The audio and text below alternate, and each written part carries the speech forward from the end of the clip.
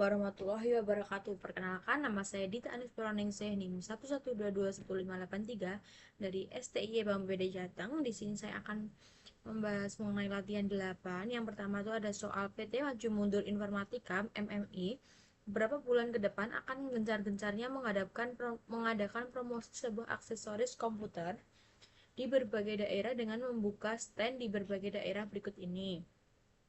Data mengenai penjualan biaya promosi dan luas stand yang dikeluarkan dari 5 daerah. Analisislah data sebagai berikut. Sebagai berikut datanya. Oke, baik, langsung saja kita menuju ke dalam SPSS-nya. Yang pertama itu ada daerah dan ada penjualan, promosi, dan stand dengan type daerah, penjualan, promosi, dan stand lalu dan sebagainya. Lalu kita beralih ke data view. Kita copy paste saja data yang sudah kita tadi, Yogyakarta, Tangerang, Medan, dan sebagainya. Lalu kita tekan tombol analis, lalu kita pilih regression, lalu kita tekan linear, lalu muncul sebagai berikut. Lalu dependent, kita masukkan penjualan,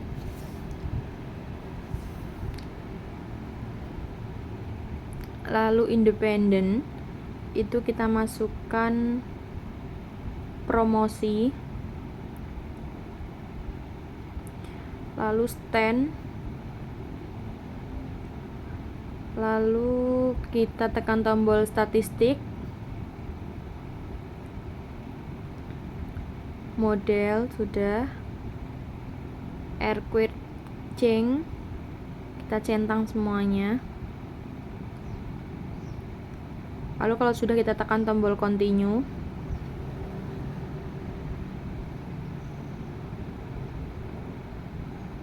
Lalu option, linear regression option, lalu kita continue, lalu kita tekan, kita centang, lalu kita continue. Lalu yang selanjutnya kita oke.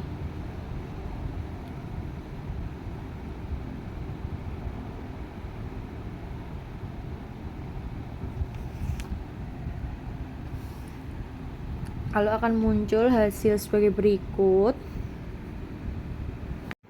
Oke.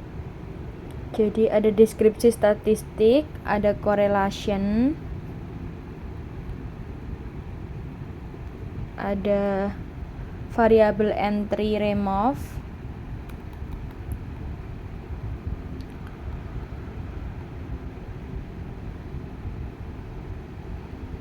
lalu culinary diagnosis, model sumari, dan sebagainya. Lalu kita menganalisis deskriptif statistik. Itu ada penjualan, mainnya itu 246,40 dengan standar deviation 41,113 dengan N data yang tersebar 15. Lalu promosi itu ada 34,53, lalu standar deviation-nya 9,583 dan N-nya 15. Lalu yang terakhir ada stand 187,93 dengan standar deviation 38,087 dengan N 15.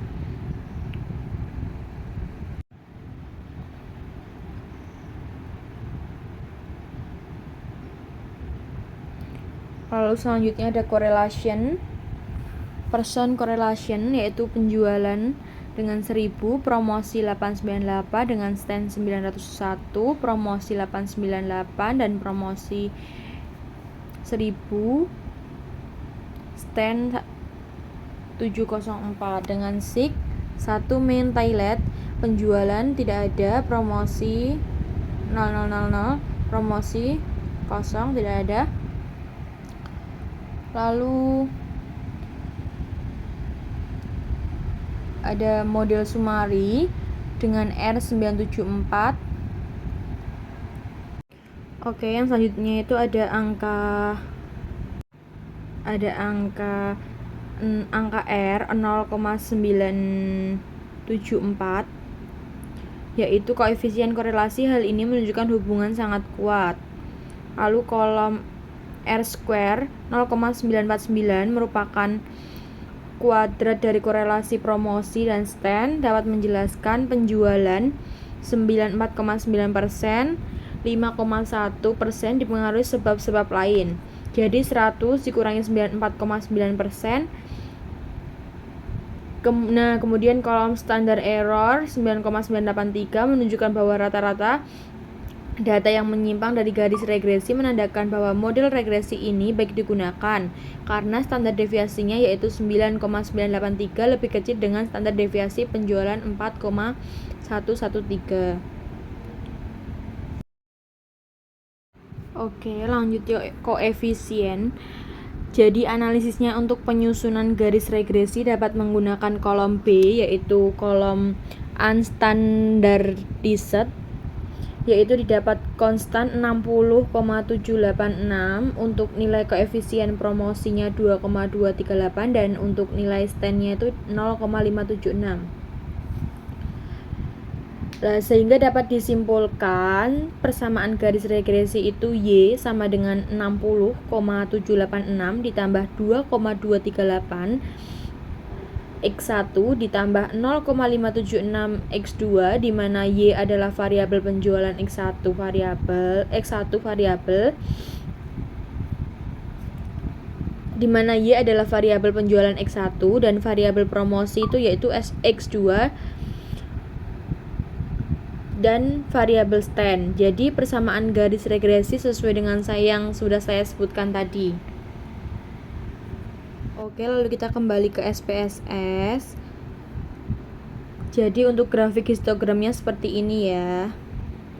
Sekian dari saya. Wassalamualaikum warahmatullahi wabarakatuh. Kedua itu ada soal yang kedua, yaitu suatu perusahaan memiliki data usia, income, sales person, dan pengalaman kerja sebagai sales. Perusahaan itu ingin membuat model regresi berganda untuk memprediksi income berdasarkan usia dan pengalaman kerja. Data dapat dipilih pada tabel di bawah ini. Datanya sebagai berikut. Tentukan koefisiensi dari persamaan regresi berganda dan tentukan apakah koefisiensi yang diperoleh signifikan. Lakukan pula estimasi untuk seorang sales yang berusia 40 tahun dengan pengalaman kerja 4 tahun. Gunakan alfa sama dengan 0,05. Oke, langsung saja kita menuju ke SPSS. Lalu yang pertama kita ada usia, pengalaman kerja, income. Lalu usia, pengalaman kerja, dan income. Mulai dari usia, pengalaman kerja, dan juga income. Lalu dengan type numerik, dengan align kita ganti menjadi center. Untuk mengisi data-datanya bisa pada bagian data view. Lalu kita menuju ke data view. Lalu kita copy paste data yang tadi 31, pengalaman usia, pengalaman kerja, dan income. Lalu kalau sudah kita tekan tombol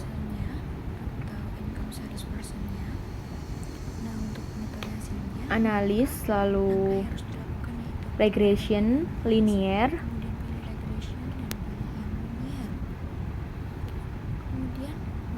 Lalu dependent kita masukkan income.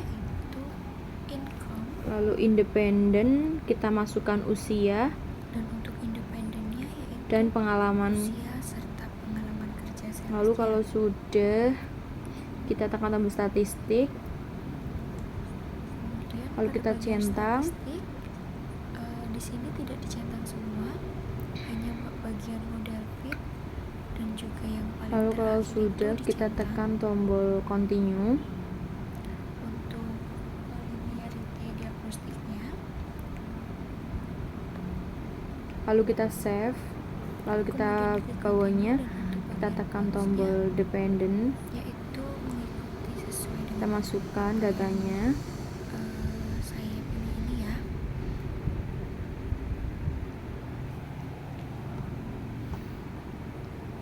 Lalu kita centang, Untuk bagian histogram lalu kita tekan tombol continue. tidak dicentang, tapi dipilih pada bagian normal probability plot. Lalu sudah kita OK, Continue dan akan muncul hasil sebagai buat berikut. hasilnya. Oke. Nah, di sini bisa dilihat untuk hasil soal nomor 2. Lalu di sini ada kolom R2 menunjukkan korelasi. Nah, di sini juga terdapat tabel Kemudian untuk model selanjutnya koefisien, terlihat untuk kolom R ada variabel entry, lalu model summary, ANOVA, korelasi.